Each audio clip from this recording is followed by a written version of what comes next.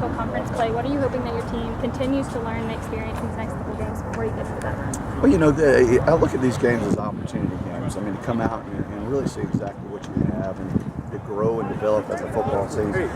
We're continuing to get better. I mean, from a communication standpoint, from a fundamental standpoint, that's what we've got to continue to do. So when we do hit that conference schedule, we're ready to go play to win that East and have an opportunity to play for the Sun Belt Championship.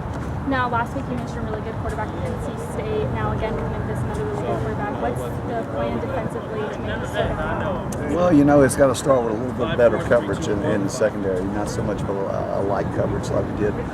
We didn't want to give up the big play against Finley and NC State, and ultimately we really didn't.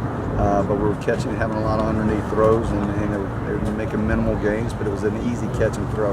Try to pressure them a little bit more. We got to get some pressure on our quarterback and make him make some bad decisions. It's very easy for a quarterback to sit back there and have some times and some easy throws. All right, that's it for me. How beneficial was it facing a Kennesaw State and being focused on run defense principles and facing a team like Memphis with another guy like Henderson that he's going to get the ball a lot? Totally different scheme of things. It really doesn't. The physicalness of the game will be real similar, but nothing like the preparation for Kennesaw and Memphis. Nothing really comes close, and it's not. You're starting to see defenses really focus on Penny Hart right now, defending him.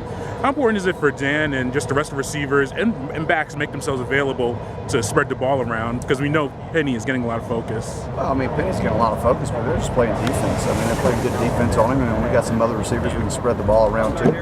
It's certainly beneficial for our backs and our tight ends and our other wide receivers to get involved in the course of the game, which will certainly open up a lot of things for us. But Penny's doing exactly what he needs to do. He's gonna continue to get his, but we've got to spread the ball around a little bit more.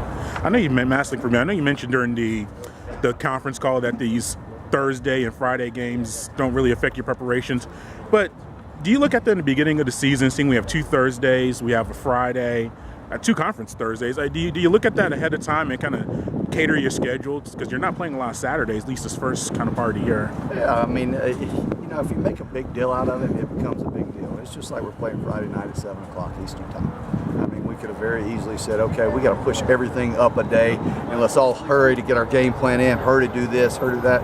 In all actuality, you still have that extra day where you really don't do a whole lot. That Thursday evening before the Friday game, it's a simple walkthrough. So we're just doing it exactly like a normal week. We're not rushing anything. Our focus, our practices are the same. And that's really important. A lot of people would have said, hey, we got to speed everything up. Okay, we got to have this in by Monday morning at this time and push everything. You just got to take your time and do due diligence in your preparation.